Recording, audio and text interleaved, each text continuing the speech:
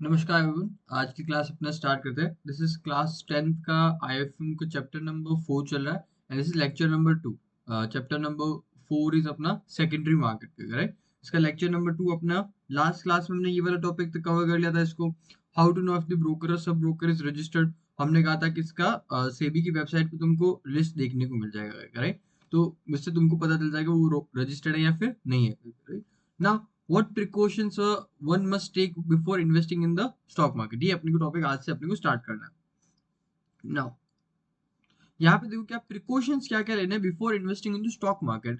Stock market में आप invest करो इससे पहले क्या क्या आपको सावधानी जो है बरतनी चाहिए, वो यहाँ पे कुछ चीजें बता रखा है। बहुत ही बेसिक जनरल पॉइंट्स यहाँ पे आपको बताए गए हैं, बट प्रॉब्लम है कि बहुत सारे पॉइंट्स बताए गए हैं, राइट। इतने सारे पॉइंट्स तुमको याद नहीं रहेंगे।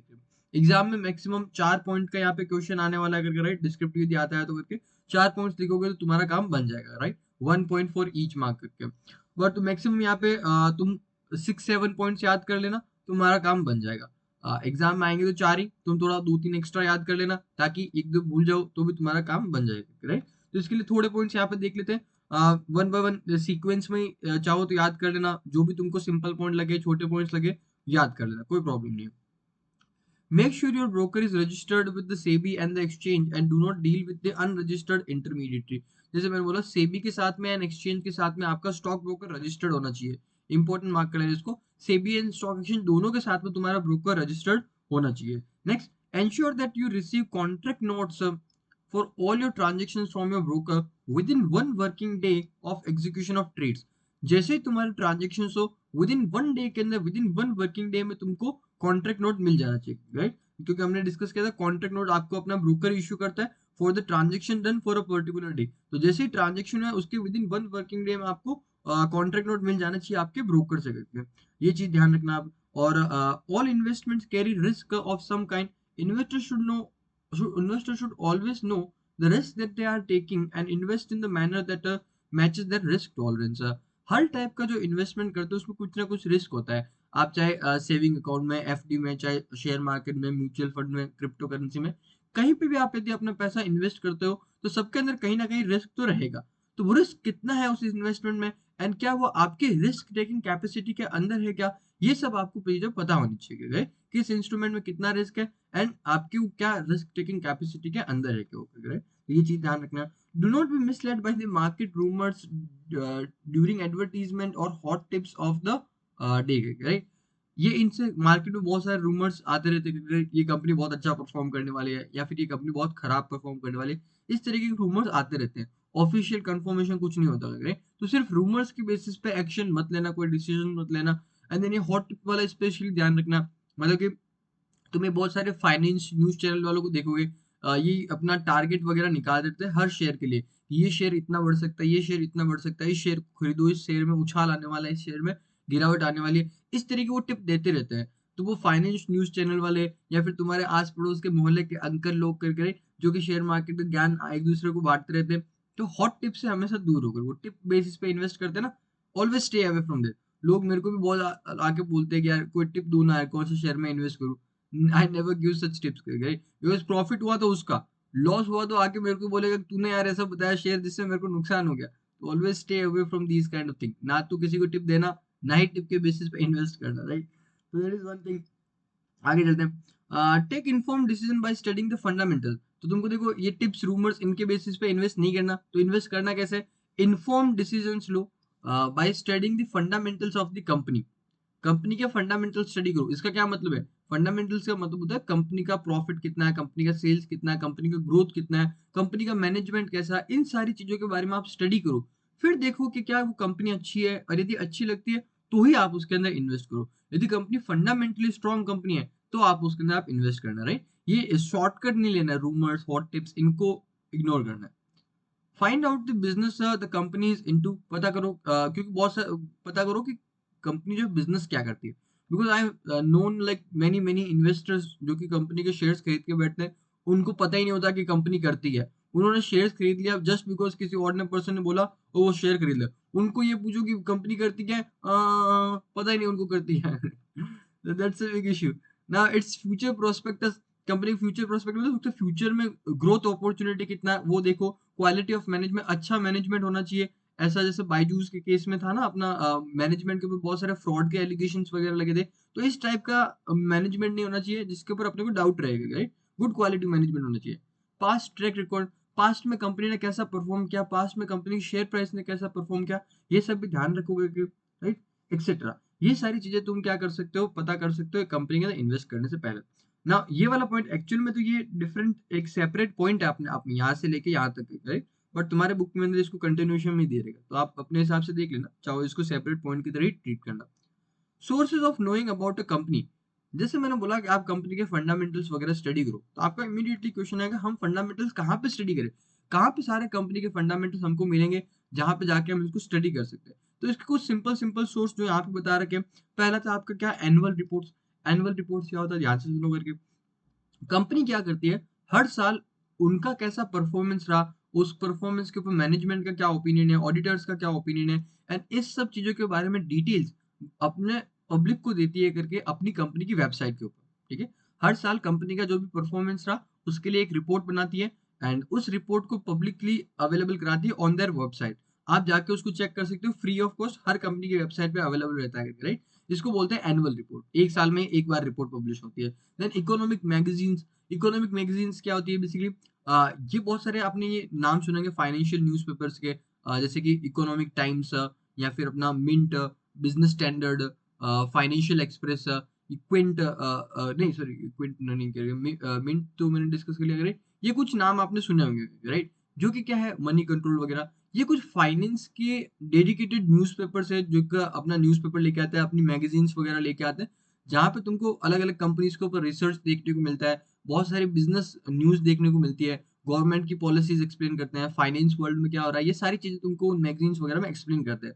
तो उनको रीड करोगे तो आपकी नॉलेज बढ़ती जाती है, एंड उसके बेसिस पे आप कभी अच्छा इन्वेस्टमेंट मिल सकता है, राइट? तो इकोनॉमिक मैगज़ीन्स पढ़ो, एनुअल रिपोर्ट्स पढ़ो, database available with your vendors और योर फाइनेंशियल एडवाइजर, जो आपके म्यूचुअल फंड वाले हैं या फिर आपके जो सीए वगैरह रहेंगे, उनके पास काफ़ी सारा इन्फॉर्मेशन अवेलेबल होता है। आप उनसे जाके इन्फॉर्मेशन ले सकते हो, राइट? तो यहाँ-यहाँ से आप इन्फॉर्मेशन इकट्ठा कर सकते हो। 1-2 और देखें क्या? चलो। If your financial advisor or broker advises you to invest in a company that you never heard of, or be cautious, spend some time checking out the company before investing. तुमको कोई तुम्हारा एडवाइजर आके बोलता है कि इस company में invest करो, और तुमने तो उस कंपनी का नाम ही नहीं सुना, आज तक पता नहीं कंपनी करती क्या है वगैरह वगैरह, तो उस केस में थोड़ा सावधान रहना, कॉशियस रहना, राइट? ऐसा नहीं कि ब्लाइंडली उसने बोला तो इन्वेस्ट कर दो। थोड़ा अपने एंड से भी रिसर्च करो, क्या पता उसके अंदर उसका कुछ सेल्फिश इंटरेस्ट हो। थोड़ा अपना दिमाग लगाना बहुत जरूरी है, राइट? तो ये देखो कुछ पॉइंट्स हमने यहाँ पे देख लिए, इतने पॉइंट्स तुम कर लोगे तो तुम्हारे लिए इनफ है, राइट? बाकी पॉइंट्स जस्ट रीड कर लेना, कुछ डाउट हो तो you ask me in the comment section, right? Now next ये वाला टॉपिक देखते हैं। What dos and don't should an investor bear in mind when investing in the stock market. जब आप स्टॉक मार्केट में इन्वेस्ट करते हो, क्या डूज एंड डोंट्स आपको ध्यान में रखनी। डूज मतलब क्या क्या चीजें आपको करनी है, डोंट्स मतलब क्या क्या चीजें आपको नहीं करनी है, उसका एक लिस्ट दे रखा है। बट अगेन प्रॉब्लम वही, एक लिस्ट बहुत बड़ा दे रखा है, right? ये लिस्ट को देखो, ये लिस्ट खत्म ही नहीं होता, इतना बड़ा लिस्ट दे रखा है, राइट? तो इतना तुमको ये लिस्ट सब याद करने की जरूरत नहीं है। अगेन इसमें भी तुम यदि 5-6 पॉइंट्स याद कर लो तो तुम्हारे लिए इनफ है। इनमें से कोई भी 4 पॉइंट आएगा जो कि तुमको लिखना रहेगा, and that would be enough for you, right? तो चलो एक बार कुछ पॉइंट्स देख लेते हैं इसमें। First, ensure the intermediary broker से sub broker has a valid SEBI registration. जो भी तुम्हारा ब्रोकर है, सब ब्रोकर है, उसके पास क्या होना चाहिए, सेबी रजिस्ट्रेशन होना चाहिए। वो हमने पहले भी डिस्कस किया था। Then enter into an agreement with your broker slash sub broker setting out terms and conditions clearly. तुम्हारा जो ब्रोकर है या फिर सब ब्रोकर है उसके साथ में तुम्हारा एक अग्रीमेंट होना चाहिए, राइट? अग्रीमेंट, रिटर्न के अंदर अग्रीमेंट होना चाहिए जिसके अंदर तुम सारा टर्म्स एंड कंडीशंस लिखोगे, राइट? क्योंकि वर्बली तुम बस ऐसे ही काम करना चालू कर देते हो, बाद में कोई डिस्प्यूट होता है तो प्रॉब्लम होता है। बट तुमने अग्रीमेंट बना रखा है, सारी चीजें उसके अंदर लिख रखा है, तो आपको कोई प्रॉब्लम नहीं आता, राइट? कोई भी प्रॉब्लम रहेगा तो अग्रीमेंट में आप देख के उसको रिजोल्व कर सकते हो। Ensure that you give all your details in your know your client form, right? जब आप ब्रोकर के पास रजिस्टर होते हैं ना स्टार्टिंग में, तो वो आपसे नो योर क्लाइंट फॉर्म बनाता है। Know your client form basically KYC documents तुमसे लेता है, जहाँ पे तुम्हारा नेम, तुम्हारा mobile number, email address, bank details, तुम्हारा पैन कार्ड, ये सारी इन्फॉर्मेशन तुमसे कलेक्ट करता है, राइट? तो वहाँ पे एक्यूरेटली सारा इन्फॉर्मेशन फिल करो ताकि तुम्हारा ट्रांजेक्शन स्मूथली हो करके, right? Then ensure that you read carefully and understand the content of risk disclosure document and acknowledge it, right? एक रिस्क डिस्क्लोजर डॉक्यूमेंट होता है जिसके अंदर बेसिकली आपको बताया जाता है कि आप यदि शेयर मार्केट वगैरह में इन्वेस्ट करते हो, म्यूचुअल फंड में इन्वेस्ट करते हो, तो किस-किस टाइप के रिस्क आपको वहाँ पे रहते हैं करके, राइट? एंड तो उस डॉक्यूमेंट को केयरफुली रीड करें एंड उसके बाद ही उसको एक्नॉलेज करें। एक्नॉलेज करने का मतलब उसको साइन वगैरह करना है।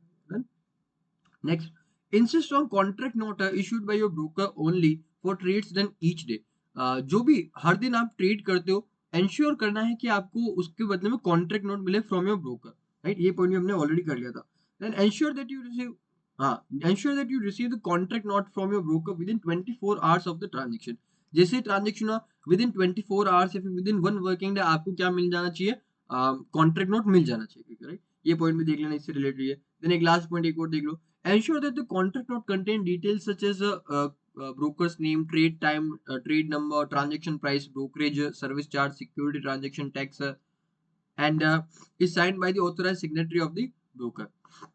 जो आपका कॉन्ट्रैक्ट नोट है उसके अंदर ये बेसिक डिटेल्स होना चाहिए। क्या-क्या डिटेल्स होना चाहिए? कौन सी सिक्योरिटी में आपने ट्रेड किया था, वो ट्रेड नंबर क्या था, ट्रेड का टाइम क्या था, राइट? फिर जो ऑथराइज्ड पर्सन उसका सिग्नेचर होना चाहिए, क्या ब्रोकरेज उसके अंदर आपको लगा, क्या-क्या टाइप ऑफ टैक्सेस वहाँ पे आपको चार्ज किए गए। देन ये एक टैक्स होता है सिक्योरिटी ट्रांजेक्शन टैक्स। यदि आप शेयर्स का बाइंग एंड सेलिंग करते हो तो आपको ये सिक्योरिटी ट्रांजेक्शन टैक्स पे करना है। तो इसका अमाउंट कितना था? ये सारा डिटेल्स आपके कॉन्ट्रैक्ट नोट के अंदर लिखा होना चाहिए। तो यहाँ तक इतने पॉइंट्स याद कर लोगे, I think is more than enough for you. 3, 4, 5, 6, 7 7 point याद कर लोगे, it's like more than enough for you. बाकी पॉइंट्स भी एक बार बस रीड कर लेना एंड सी कुछ और पॉइंट तुमको ईज़ी लगे तो उसको भी देख लेना। बाकी इतना पॉइंट करोगे तो काफ़ी है। एक यहाँ पे बीच में ये पॉइंट जो आ रहा है ना, this is just another point और कुछ नहीं है, करेक्ट? ये एक सिंपल पॉइंट ही और कुछ अलग से दे देगा बट इज़ नॉर्मल पॉइंट ही है करके। डन। छोटे-छोटे पॉइंट्स याद करोगे तो भी कोई प्रॉब्लम नहीं है करके। नाउ आज की क्लास में बस एक ही और टॉपिक लेते हैं, देन आज की क्लास को हम खत्म करेंगे करके, राइट? देखो क्या है, products in the secondary market. Secondary markets में क्या-क्या प्रोडक्ट्स है जिनका बाइंग एंड सेलिंग होता है। अच्छे प्रोडक्ट्स दे रखे, let's discuss them one by one. तुमने नाम तो एटलीस्ट सुने होंगे करके, राइट? बट उनको थोड़ा समझते कि वो होते क्या हैं करके। What are the products dealt in the secondary market?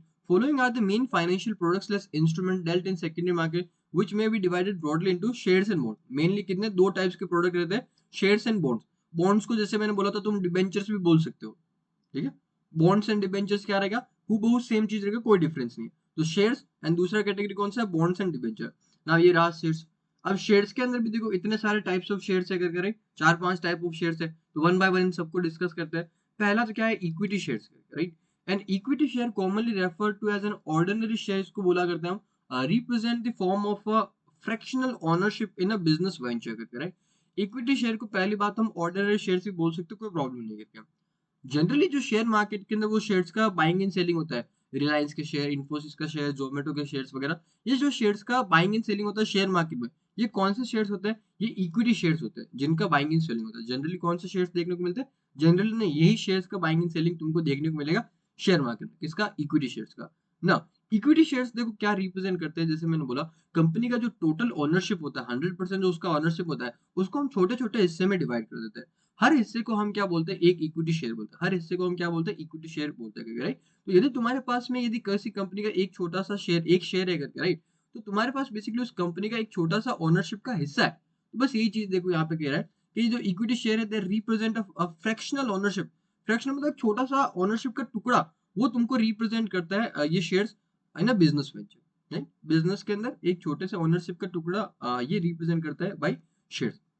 अब तुमको इक्विटी शेयर्स क्या होता है? यही सबसे इंपॉर्टेंट है और यही तुम्हारा बाइंग एंड सेलिंग होता रहता है शेयर मार्केट वगैरह के अंदर, राइट? ये तुम्हारा ओनरशिप को रिप्रेजेंट करता है। नाउ नेक्स्ट, राइट इश्यू और राइट शेयर्स, ये तो हमने प्राइमरी मार्केट वाला चैप्टर पढ़ा था, उसमें भी हमने डिस्कस किया था। राइट शेयर बेसिकली होता क्या है, जरा समझो। लेट्स से एक कंपनी है जिसने कि 2 लाख शेयर्स ऑलरेडी इश्यू कर रखे हैं। एक कंपनी है जिसने कि 2 लाख शेयर्स ऑलरेडी इश्यू कर रहे हैं। ये क्या हो गया? एग्जिस्टिंग शेयर्स हो गए। ये क्या हो गया? एग्जिस्टिंग शेयर्स हो गए। कितने? 2 लाख शेयर्स ऑलरेडी इश्यू कर गए। अभी कंपनी क्या कर रही है? 1 लाख और शेयर्स लेके आ रही है। 1 लाख क्या कर रही है? और शेयर्स लेके आ रही है। तो अब ये राइट इश्यू जो नए शेयर्स रहेंगे इसके अंदर क्या होता है? पहले हम अपने एग्जिस्टिंग जो इन्वेस्टर्स है इनको ऑफर करते हैं, राइट? बिकॉज़ इन लोगों ने अपनी कंपनी के अंदर इन्वेस्ट कर रखा है करके, राइट? हम चाहते हैं कि पहले इनको ऑफर किया जाए। नए शेयर्स लेके आ रहे हैं, पहले इनको पूछ लेते हैं, इनको खरीदना रहे तो इनको बेच देंगे, ये नहीं खरीदेंगे तो किसी और लोगों को बेच देंगे करके, राइट? इस तरीके से। तो जब आप नए शेयर्स लेके आते हो, जब आप नए सिक्योरिटीज लेके आते हो एंड इन शेयर्स या फिर सिक्योरिटीज को किसको ऑफर करते हो? अपने एग्जिस्टिंग इन्वेस्टर्स को ऑफर करते हो, तो उसको क्या बोलते हैं? राइट इश्यू बोलते हैं या फिर राइट शेयर्स बोलते हैं। वन मोर टाइम तुमको समझा। जब भी आप न्यू सिक्योरिटी लेके आते हो, जब भी आप न्यू शेयर्स लेके आते हो एंड उनको आप फर्स्ट ऑफर करते हो किसको? अपने एग्जिस्टिंग शेयर होल्डर्स को ऑफर करते हो, तो उसको हम क्या बोलते हैं? राइट इश्यू बोलते हैं या फिर राइट शेयर्स बोलते हैं, ठीक है? अंडरस्टूड? इसके अंदर जनरली देखो कैसा रहेगा, एक रेशियो के अंदर शेयर्स मिलता है। जैसे अभी इनके पास 2 लाख शेयर्स है अभी ऑलरेडी और 1 लाख नए शेयर्स है। तो रेशियो क्या हो गया? 2:1 का रेशियो। मतलब क्या है? यदि आपके पास 2 शेयर्स है, तो वहाँ पे आप एक नया नया यहाँ पे शेयर खरीद सकते हो। यदि आपके पास 2 शेयर्स है, तो आप एक नया शेयर यहाँ पे खरीद सकते हो। तो यहाँ पे रेशियो बन गया 2:2। मान लो कि यहाँ पे 1 लाख की जगह 2 लाख शेयर इश्यू करते तो 1:1 रेशियो हो जाता करके। एक शेयर है तो उसके बदले 1 शेयर मिलेगा। इस तरीके से यहाँ पे रेशियो डिसाइड होता है करके। नाउ सबसे इंपॉर्टेंट चीज़ जो कि तुम्हारे यहाँ पे बुक में दे भी नहीं रखा करके, बट पहले वाले पॉइंट में दे रखा था जब हमने प्राइमरी मार्केट में पढ़ा था। ये राइट इश्यू हम करते क्यों है? ये क्यों हम एग्जिस्टिंग इन्वेस्टर्स को पहले ऑफर करते हैं नए वाले शेयर? डायरेक्टली हम नए इन्वेस्टर्स को ऑफर क्यों नहीं करते? उसका रीजन है, ये जरा समझो।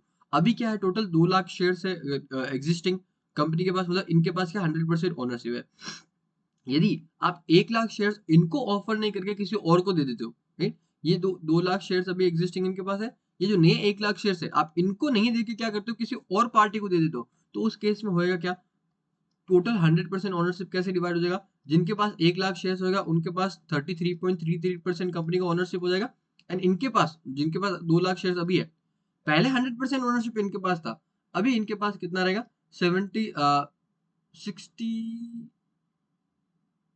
60, हाँ, 66.67% इनके पास ओनरशिप रह जाएगा। बस इतना ही ओनरशिप रहेगा। तुमको समझा मैंने क्या बोला? कि अभी देखो पहले वाला सिचुएशन जहाँ पे 2 लाख शेयर्स ही थे करके, मतलब इन्हीं लोगों के पास 100% कंपनी का ओनरशिप था। अभी 1 लाख नए शेयर्स इश्यू किए और ये शेयर्स किसको इश्यू किए? नए लोगों को इश्यू कर दिए, सपोज करो करके, राइट? तो उस सिचुएशन में होगा क्या? टोटल नंबर ऑफ शेयर्स कितने हो जाएंगे? 3 लाख हो जाएंगे, ठीक है? और 3 लाख में से 1 लाख शेयर्स इनके पास में है, नए लोगों के पास में, तो उनके पास कंपनी का 33% ओनरशिप चला गया या फिर 1/3 ओनरशिप उनके पास चला गया एंड इनके पास क्या, 3 लाख में से सिर्फ 2 लाख शेयर्स ही बचे अभी। तो इनका ओनरशिप कितना रहेगा? 66.67% या फिर 2/3 ओनरशिप इनके पास रहेगा। तो इनका क्या हो गया? ओनरशिप कम हो गया यदि हम नए शेयर्स इनको नहीं देते तो। ताकि इनका ओनरशिप कम नहीं हो, ताकि इनका ओनरशिप डाइल्यूट नहीं हो, इसके लिए हम क्या करते हैं? पहले नए वाले शेयर्स अपने एग्जिस्टिंग इन्वेस्टर्स को ऑफर करते हैं। ये होता है राइट शेयर का कॉन्सेप्ट। आई होप आपको अच्छे से समझ आया होगा। अभी एक बार रीड कर लेते हैं। The issue of new securities to the existing share holders. Existing word पे फोकस करना। The issue of new securities to existing shareholders at a ratio to those already held at a price. For example, 2:3 का right issue at a 125 would entitle a shareholder to receive 2 shares for every 3 shares held at a price of 125 रुपए, right? यहाँ पे जो हम उनको shares बेचेंगे, of course उसका एक प्राइस रहेगा एंड यहाँ पे शेयर तुमको एक रेशियो में मिलते हैं, जैसे कि 2:3 का रेशियो। इसका क्या मतलब होगा कि तुम्हारे को तुमने यदि 3 शेयर है तुम्हारे पास, तो उसके बदले में 2 शेयर्स मिलेंगे। 3 शेयर है तो 2 शेयर्स मिलेगा। अपने यहाँ पे रेशियो क्या था? 2:1। 2 शेयर है तो क्या मिलेगा? 1 शेयर मिलेगा। अंडरस्टूड? आगे चलते हैं। फिर आता है तुम्हारा बोनस शेयर्स। बोनस शेयर्स क्या होता है? इंटरेस्टिंग कॉन्सेप्ट है।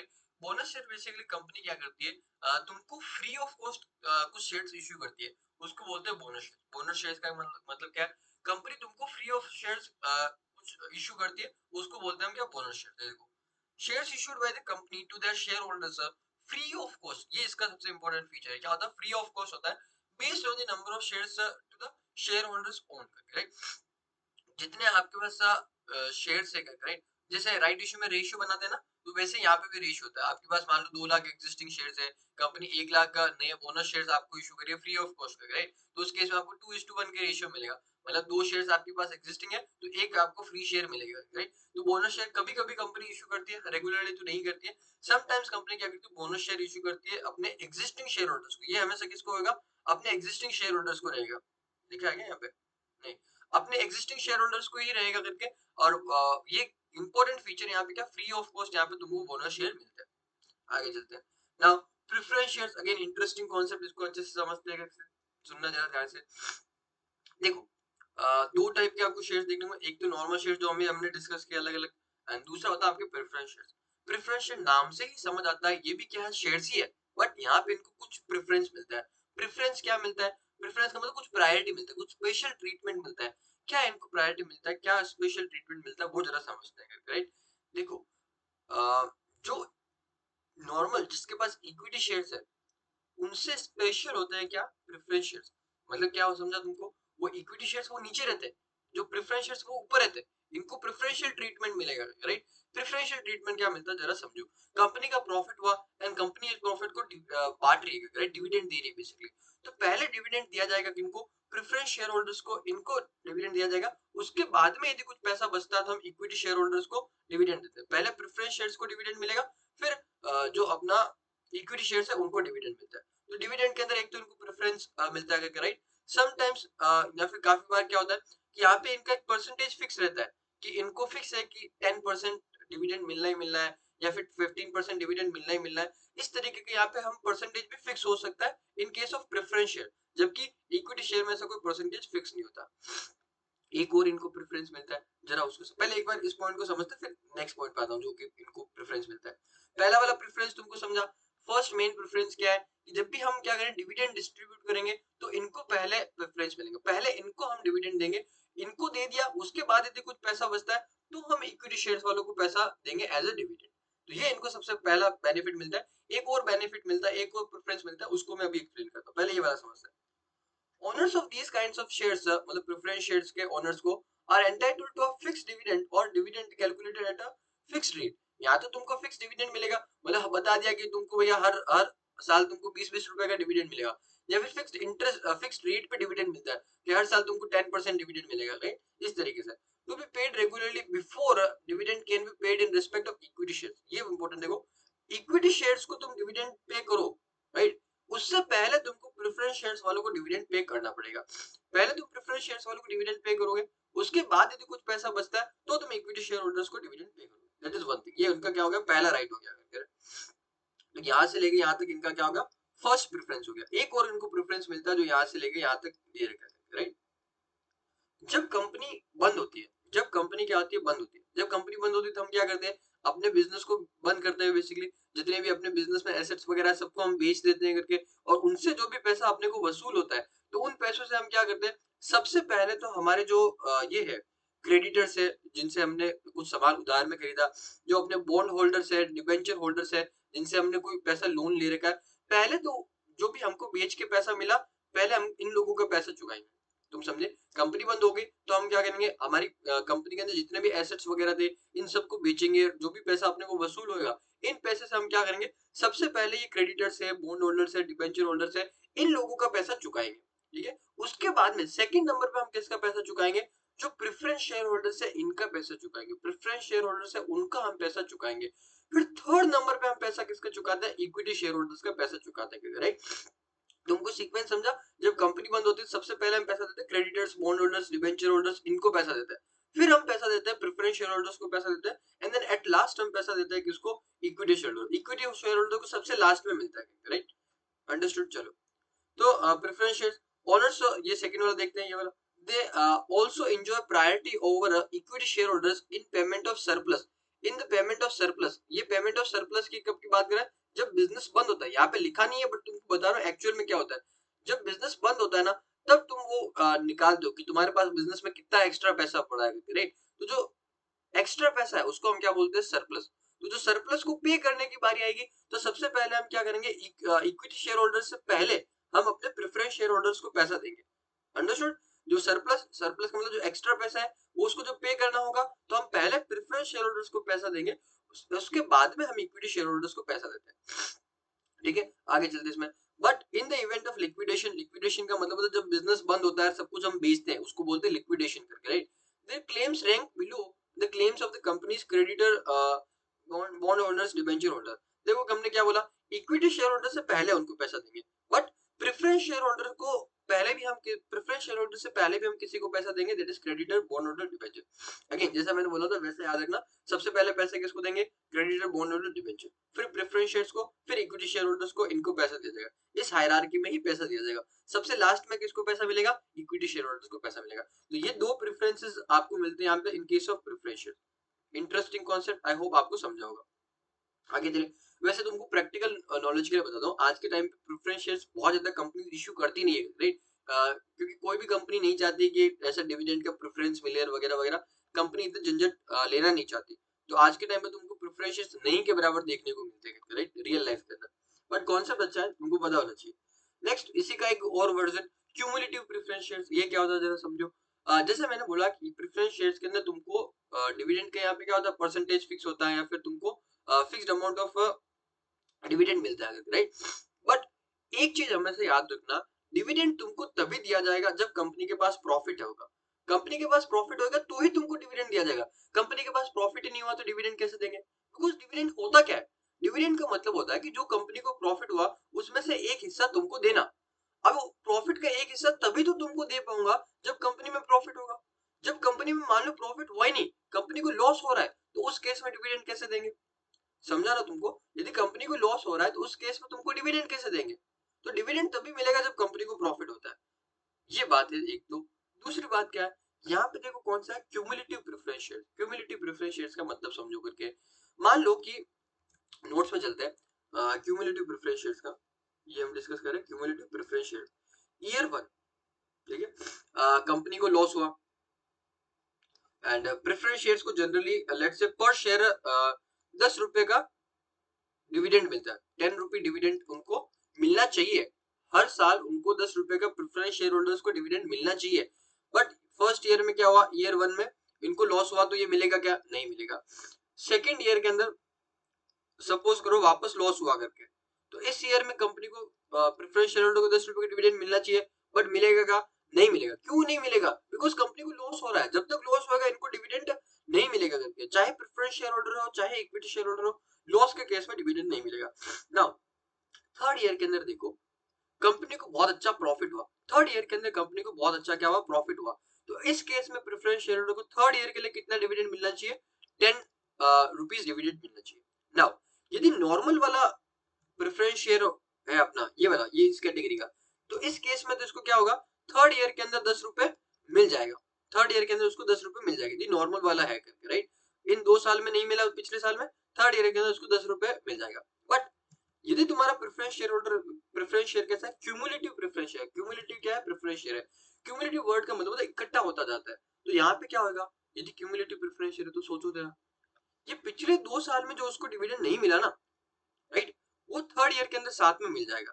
थर्ड ईयर में अभी तुमको प्रॉफिट हुआ तो क्या करेंगे, पिछले दो साल का डिविडेंड नहीं मिला वो प्लस इस साल का डिविडेंड, टोटल 30 रुपीज उसको डिविडेंड मिलेगा। कितना? टोटल 30 रुपीज उसको डिविडेंड मिलेगा इन case of cumulative preference share. Cumulative preference share में 30 रुपीज का डिविडेंड मिलेगा। नॉर्मल प्रेफरेंस शेयर में सिर्फ 10 रुपीज का डिविडेंड मिलेगा। आई होप तुमको समझा होगा। ये होता है cumulative preference share. A type of preference share on which dividend accumulates if reminded if remained unpaid, all areas of preference dividend have to be paid out before paying dividend on equity share. Equity shares को dividend पे करने से पहले तुमको जितना भी preference share holders को dividend देना है, जितना भी तुम्हारा डिविडेंड बकाया है, वो पहले चुकाओ। In case of cumulative preference share, arrears का मतलब होता है बकाया। जो पुराना वाला पैसा बकाया है डिविडेंड का, वो पहले चुकाओ, फिर तुमको इक्विटी शेयर होल्डर्स को पैसा देने को मिलेगा। आई होप तुमको समझा होगा। Next, cumulative convertible preference shares करके, राइट? अगेन देखो ये भी एक special type of preference shares है। यहाँ पे देखो क्यूमुलेटिव प्रेफरेंस शेयर्स है, ये तो अपने को समझता है, जैसे हमने यहाँ पे किया था वैसे होगा, पैसा तुम्हारा इकट्ठा हो जाएगा। एक वर्ड और एक्स्ट्रा ऐड किया व्हिच इज कन्वर्टिबल। इसका क्या मतलब है करके, कि यहाँ पे क्या होगा, पैसा तुम्हारा इकट्ठा होता जाएगा। After point of time, let's say 4 साल बाद या फिर 5 साल बाद में, जो तुम्हारे प्रेफरेंस शेयर्स रहेंगे वो कन्वर्ट हो जाएंगे। किसके अंदर कन्वर्ट हो जाएंगे? नॉर्मल इक्विटी शेयर्स में कन्वर्ट हो जाएंगे। नॉर्मल इक्विटी शेयर्स के अंदर कन्वर्ट हो जाएंगे। इसको क्या बोलते हैं? Cumulative convertible preference shares. क्या होएगा, हर साल तुम्हारा डिविडेंड इकट्ठा होता रहेगा। क्यों? क्योंकि ये क्यूमुलेटिव प्रेफरेंस शेयर्स है। एंड फिर अभी यहाँ पे नया वर्ड कौन सा है? कन्वर्टिबल। तो इसका क्या मतलब है, 4-5 साल तक ऐसा चलेगा, उसके बाद में क्या हो जाएगा, ये शेयर्स कन्वर्ट हो जाएंगे नॉर्मल इक्विटी शेयर्स में। ये होता है इस शेयर्स के अंदर। A type of preference share where the dividend payable on the same accumulate, मतलब इकट्ठा होता रहता है, क्योंकि ये क्या है, क्यूमुलेटिव प्रेफरेंस शेयर है। बट यदि पे नहीं किया तो इकट्ठा होता रहेगा। एंड आफ्टर स्पेसिफाइड डेट, एक जो भी जितना भी टाइम है, 4 साल 5 साल 10 साल, जो भी टाइम पीरियड है, तो after specified date these shares will be converted into equity shares of the company। In shares को क्या कन्वर्ट कर देंगे? इक्विटी शेयर्स में कन्वर्ट कर देंगे। आई होप तुमको समझा होगा क्या ये डिफरेंट डिफरेंट टाइप के शेयर्स थे। तो प्रेफरेंस शेयर्स के भी कुछ अलग अलग टाइप्स थे, ये हमने इन डिटेल समझा करके। आई होप इसके ऊपर आपको क्लैरिटी मिला होगा। स्टिल आपको कोई डाउट है तो आप मेरे को कमेंट सेक्शन में पूछ सकते हो। अभी डिस्कस करते हैं बॉन्ड्स वाला टॉपिक। बॉन्ड्स एंड डिबेंचर्स, मैंने कहा था सेम चीज होता है। बॉन्ड्स एंड डिबेंचर्स में होता क्या है जनरली, यहाँ पे बॉन्ड्स एंड डिबेंचर्स का कॉन्सेप्ट क्या करके, बॉन्ड्स या फिर डिबेंचर्स, इसका कॉन्सेप्ट कैसे काम करता है ये देखो। ये बेसिकली मैंने तुमको बताया था क्या होता है, लोन होता है जो कि हम लोग देते हैं किसको, कंपनी को या फिर गवर्नमेंट को। ये क्या होता है, लोन होता है जो कि हम लोग देते हैं कंपनी को या फिर गवर्नमेंट को। तो ऑन द वन हैंड क्या रहेगी, गवर्नमेंट रहेगी या फिर कोई कंपनी हो सकती है, जैसे रिलायंस हो गया, इन्फोसिस हो गया, ये कोई कंपनी हो सकती है। गवर्नमेंट या फिर कंपनी ये क्या करेगी, अपने बॉन्ड्स या डिबेंचर्स इशू करेगी, बॉन्ड्स या फिर डिबेंचर्स इशू करेगी। एंड किसको इशू करेगी, हम लोगों को। और हम लोग कौन है, इन्वेस्टर लोग हैं। इन्वेस्टर लोगों को गवर्नमेंट या फिर कंपनी क्या करेगी, बॉन्ड्स और डिबेंचर इशू करती है, और इसके बदले में हम इन्हें क्या देते हैं, पैसा देते हैं, राइट। हमने इन्हें पैसा दिया, पैसा बेसिकली मनी दिया, ये बेसिकली क्या हो गया, लोन हो गया, जो कि हमने इन्हें दिया। हमने इन्हें लोन दिया, इसके बदले में इन्होंने बॉन्ड्स एंड डिबेंचर्स दिया। ना बॉन्ड्स एंड डिबेंचर्स हम लेके क्या करेंगे, इसके अंदर बेसिकली लिखा होता है कि आपको हर साल एक फिक्स रेट से इंटरेस्ट मिलता रहेगा, 8%, 10%, जो भी इंटरेस्ट रेट है, हर साल आपको उस रेट से क्या मिलेगा, इंटरेस्ट मिलता रहेगा। एंड जब लोन का टाइम खत्म होगा, 5 साल 10 साल जो भी लोन का टाइम है, जो लोन का टाइम खत्म होगा, तो आपने जो पैसा दिया वो आपको वापस मिल जाएगा। समझा ये कैसे काम करता है। अभी आपने जो पैसा दिया, इसके बदले में हर साल तुमको इंटरेस्ट मिलेगा, एंड जब लोन का टाइम खत्म होगा, 5 साल 10 साल जो भी टाइम है, उसके बाद में आपको लोन का पैसा भी वापस मिल जाएगा। इस तरीके से बॉन्ड्स एंड डिबेंचर्स काम करते हैं। अब एक बार डिस्कस करते हैं इसको। बॉन्ड्स, जिसको डिबेंचर्स भी बोल सकते हो, is a negotiable certificate evidencing indebtedness. Negotiable certificate का मतलब होता है फ्रीली ट्रांसफरेबल। इसका क्या मतलब है, नेगोशिएबल सर्टिफिकेट फ्रीली ट्रांसफरेबल। क्यों, क्योंकि तुम आसानी से चाहो तो एक पर्सन से दूसरे पर्सन को तुम ये बेच सकते हो अपने बॉन्ड्स एंड डिबेंचर, इसके ऊपर कोई रेस्ट्रिक्शन नहीं है, करेक्ट। इसके लिए क्या है, नेगोशिएबल सर्टिफिकेट है। एविडेंसिंग इनडेटेडनेस, इनडेटेडनेस का मतलब है कि ये दर्शाता है, ये एविडेंस है कि तुमने किसी को लोन दिया है, राइट। ये इसको बताता है। It is normally unsecured. ये क्या होता है, अनसिक्योर्ड होता है। अनसिक्योर्ड कैसे, देखो, बैंक से यदि तुम लोन लेते हो, मान लो कि ये क्या है, बैंक है, ठीक है, और बैंक से तुमने क्या किया, लोन लिया है, बैंक से तुमने क्या किया, लोन लिया है, ठीक है। लेट्स से कि होम लोन लिया है, होम लोन लिया है तुमने, होम लोन लिया तुमने। तो उस केस में तुम्हारा क्या रहता है, बैंक से यदि तुम लोन लेते हो, जैसे होम लोन वगैरह लिया, तो यहाँ पे तुम्हारा घर गिरवी रहता है। घर क्या रहता है, एज अ सिक्योरिटी रहता है। कार लोन लेते हो, तुम्हारे वहां पे कार गिरवी रहता है। गोल्ड लोन लेते हो तो क्या होता है, गोल्ड तुम्हारे वहां पे गिरवी रहता है एज अ सिक्योरिटी। बट यहाँ पे ऐसा कोई सिक्योरिटी नहीं होता। हम लोग उनको लोन दे रहे हैं, कंपनी को, गवर्नमेंट को, उसके बदले में गवर्नमेंट या फिर कंपनी अपने पास कोई भी सिक्योरिटी जमा नहीं कर रही है, कोई भी चीज गिरवी नहीं रख रही है। तो इसके लिए हम इसको क्या बोलते हैं, अनसिक्योर्ड बोलते हैं। अनसिक्योर्ड क्यों है, बिकॉज यदि कंपनी ने, गवर्नमेंट ने डिफॉल्ट किया तो अपने पास कुछ है नहीं करके। जबकि यहाँ पे किसी ने डिफॉल्ट किया तो हम क्या कर सकते हैं, उसका घर बेच सकते हैं, उसका गाड़ी बेच सकते हैं, उसका गोल्ड बेच सकते हैं। तो इसके लिए इसको क्या बोलते हैं, सिक्योर्ड लोन बोल सकते हैं। बट हमारे केस में यहाँ पे कैसा, ये अनसिक्योर्ड लोन है, डन ना। तो यहाँ पे क्या था, नॉर्मली अनसिक्योर्ड लोन होता है। A debt security is generally issued by the company, municipality और गवर्नमेंट। जनरली कौन, ये डेट सिक्योरिटी क्या है, बॉन्ड्स या फिर डिबेंचर। डेट सिक्योरिटी का मतलब क्या है, बॉन्ड्स या फिर डिबेंचर। ये जनरली कौन इशू करता है, कंपनी इशू करेगी, म्युनिसिपैलिटी हर एक सिटी के अंदर होती है जो, या फिर गवर्नमेंट एजेंसी, ये इशू करते हैं। A bond investor lends money to the issuer. In exchange, issuer promises to repay the loan amount on specified maturity date.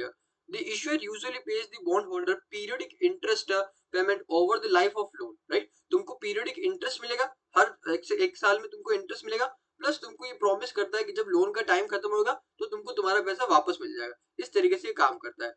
The various type of bonds are as follows. ये तो हो गया general bond का, हमने discuss कर लिया। अभी bonds में भी कुछ टाइप्स होते हैं, वो डिस्कस करते हैं। डिफरेंट डिफरेंट टाइप्स के बॉन्ड होते हैं, जरा देखते हैं। पहला, जीरो कूपन बॉन्ड। ये क्या होता है, जरा समझो। जीरो कूपन बॉन्ड का मतलब होता है कि जहां पे आपको इंटरेस्ट नहीं मिलेगा, जहां पे आपको क्या होगा, इंटरेस्ट नहीं मिलेगा। आपने किसी को लोन दिया, इसके बदले में हर साल आपको इंटरेस्ट नहीं मिलेगा, तो आप बोलोगे हम पैसा कमाएंगे कैसे, हम उसको लोन देंगे क्यों। यहाँ पे समझो जरा क्या होता है। 100 रुपए का क्या है, बॉन्ड है। 100 रुपए का क्या है, बॉन्ड है, जो कि कंपनी इश्यू करती है तुमको कितने में, 70 रुपए में। 100 रुपए का बॉन्ड है, कंपनी तुमको इश्यू करती है कितने रुपए में, 70 रुपए में इश्यू करती है, ठीक है। मतलब कि 100 रुपए का बॉन्ड है, तुम 100 रुपए का बॉन्ड खरीद रहे हो, और इसके बदले में तुम कितना रह रहे हो, सिर्फ 70 रुपए दे रहे हो। अंडरस्टूड। बॉन्ड के प्राइस कितना है, 100 रुपया, बट तुम खरीद कितने में रहे हो, इन्वेस्टर कितने में खरीद रहा है, 70 रुपए में खरीद रहा है। बट जब उसको पैसा वापस चुकाया जाएगा, 4-5 साल जितना भी टाइम है, उसके बाद पैसा जब वापस चुकाएगा तो उसको 100 रुपए मिलेगा, राइट। तो आज इन्वेस्टर इन्वेस्ट कितना कर रहा है, 70 रुपए इन्वेस्ट कर रहा है, बट 4-5 साल बाद में जब उसको पैसा वापस चुकाया जाएगा तो कितना पैसा मिलेगा, 100 रुपया मिलेगा। तो इन्वेस्टर का इनकम कितना हो गया, ये डिफरेंस 30 रुपया उसको इनकम हो गया। अब बिकॉज इस तरीके से उसको इनकम हो रहा है तो हर साल उसको इंटरेस्ट नहीं मिलेगा। यहाँ पे तुमको समझा क्या होगा? जीरो कूपन बॉन्ड का मतलब है कि हर साल तुमको इंटरेस्ट नहीं मिलेगा, तो तुम बोलोगे वो पैसा कमाएगा कैसे? तो उसके अंदर हमने बोला कि उसको डिस्काउंट के अंदर हम क्या करते हैं, बॉन्ड इश्यू करते हैं। 100 रुपए को बॉन्ड को 100 रुपए का बॉन्ड है, उसको हमने सिर्फ 70 रुपए में बेचा, एंड जब बाद में वापस पैसा चुकाने की बारी आएगी तो हम उसको कितना देंगे? 100 रुपए। उसने इन्वेस्ट कितना किया? 70 रुपए, उसको मिल कितना रहा है? 100 रुपए। डिफरेंस का जो 30 रुपया हुआ उसका क्या होगा? बेनिफिट हो गया। यहाँ पे इंटरेस्ट मिलेगा क्या? नहीं मिलेगा। तो this is how zero coupon bond work करके, राइट? जीरो कूपन का मतलब होता है basically interest, zero interest bond. यहाँ पे इंटरेस्ट नहीं मिलेगा, बस जो तुम्हारा वो डिफरेंस अमाउंट रहता है, डिस्काउंट अमाउंट, वही तुम्हारा क्या होता है? बेनिफिट होता है। Bond issued at a discount, यहाँ पे बॉन्ड क्या होता है? डिस्काउंट पे इशू होता है। 100 रुपए का बॉन्ड को हमने सिर्फ 70 रुपए में इशू किया, अभी एग्जाम्पल में देखा हमने। And repaid at a face value, issue discount पे क्या सिर्फ 70 रुपए में बेचा हमने, बट जब वापस पैसा चुकाने की बारी आएगा तुम उसको फेस वैल्यू पे देंगे, मतलब कि पूरा पूरा 100 रुपए वापस देंगे। No periodic interest is paid, यहाँ पे कोई पीरियोडिक इंटरेस्ट नहीं मिलता, हर साल 6 महीना कोई इंटरेस्ट नहीं मिलेगा। The difference between the issue price and the redemption price represent the return to the holder. जो इश्यू प्राइस है जो कि 70 रुपए अपने एग्जाम्पल में, एंड रिडम्पशन प्राइस मतलब जिसके तुम ऊपर वापस लोन चुकाया जाता है, विच वाज 100 रुपीज, तो इनका जो डिफरेंस था 30 रुपीज, वो उसका हो गया इनकम इन्वेस्टर का। The buyer of these bonds receive only one payment, सिर्फ एक ही पेमेंट मिलता है at the maturity of bond। हर साल इंटरेस्ट तो मिलता नहीं है, बस जब मैच्योरिटी होएगा, मतलब लोन का जब टाइम खत्म होगा, तब तुमको उसका पेमेंट वापस मिलेगा। तो एक ही पेमेंट मिलता है तुमको पूरे टाइम के अंदर। ये था zero coupon bond, very very interesting, important, mark कर लेना, इसके ऊपर काफी बार क्वेश्चन आता है। फिर आता है कन्वर्टेबल बॉन्ड्स।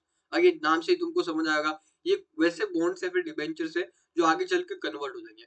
कन्वर्ट किसमें होंगे? इक्विटी शेयर्स में कन्वर्ट होते हैं। किसमें कन्वर्ट होते हैं? इक्विटी शेयर्स में कन्वर्ट होते हैं। जब भी तुमको कन्वर्टेबल वर्ड देखने को मिले, कन्वर्टेबल या फिर कन्वर्ट हो जाता है, हमेशा याद रखना ये कन्वर्ट चाहे कुछ भी हो, चाहे प्रेफरेंस शेयर हो, चाहे बॉन्ड्स हो, चाहे डिबेंचर्स हो, सबके सब आगे चल के कन्वर्ट होता है किसके अंदर? इक्विटी शेयर्स में कन्वर्ट होता है। तो यहाँ पे देखो कन्वर्टेबल बॉन्ड्स को देखते हैं। A bond giving investor the option to convert the bond into equity at a fixed conversion price करके। क्या मतलब है कि तुम चाहो, इन्वेस्टर चाहे, ऑप्शन होल्डर मतलब क्या है? ये बॉन्ड होल्डर, इन्वेस्टर, इन्वेस्टर को ये ऑप्शन दिया जाता है कि वो चाहे तो क्या कर सकता है? अपने बॉन्ड्स को कन्वर्ट करा सकता है इक्विटी शेयर्स में, यदि उसकी इच्छा हो तो करके, right? At a fix price, मतलब प्राइस फिक्स रहेगा जिसके ऊपर पहले से बता दिया जाएगा, और यदि उस पे आप चाहो तो क्या हो जाएगा? आपका बॉन्ड्स कन्वर्ट हो जाएंगे इक्विटी शेयर्स के अंदर। आई होप कन्वर्टेबल बॉन्ड तुमको समझा होगा। बिकॉज ये ऑप्शन है तो होल्डर के ऊपर, इन्वेस्टर के ऊपर डिसाइड करता है, उसको लगता है कि इक्विटी शेयर में कन्वर्ट करना बेनिफिशियल है, तो वो ऑप्शन को चूज कर सकता है, कन्वर्ट करा लेगा। यदि उसको लगता है इक्विटी शेयर में कन्वर्ट कराना बेनिफिशियल नहीं है, तो उसको एज ए नॉर्मल बॉन्ड की तरह ट्रीट करता रहेगा, वो उसके हाथ में ऑप्शन है। देन लास्ट में ट्रेजरी बिल्स क्या होता है, ये जरा समझो। ट्रेजरी बिल्स बेसिकली जो हमने जीरो कूपन बॉन्ड हमने पढ़ा ना, उसी का एक स्पेशल वर्जन है, उसी का क्या है? स्पेशल वर्जन है। काम ऐसे इसी तरीके से करता है। ट्रेजरी बिल में होता क्या है? पहला फीचर इसका इंपॉर्टेंट, ट्रेजरी बिल हमेशा हमेशा कौन इशू करेगा? गवर्नमेंट ही इशू करता है। नॉर्मल बॉन्ड तो क्या गवर्नमेंट या फिर कंपनी कोई भी इशू कर सकता है, ट्रेजरी बिल हमेशा क्या करेगा? गवर्नमेंट इशू करेगा, पहली बात। दूसरा, ट्रेजरी बिल्स क्या होता है? शॉर्ट टर्म के लिए होता है। किसके लिए? शॉर्ट टर्म के लिए होता है, less than 1 year. Short term का मतलब क्या? लेस देन 1 ईयर यहाँ पे टाइम पीरियड होता है लोन का, ठीक है? जनरली 3 महीना, 6 महीना, 1 साल, इस तरीके के यहाँ पे टाइम पीरियड देखने को मिलता है, राइट?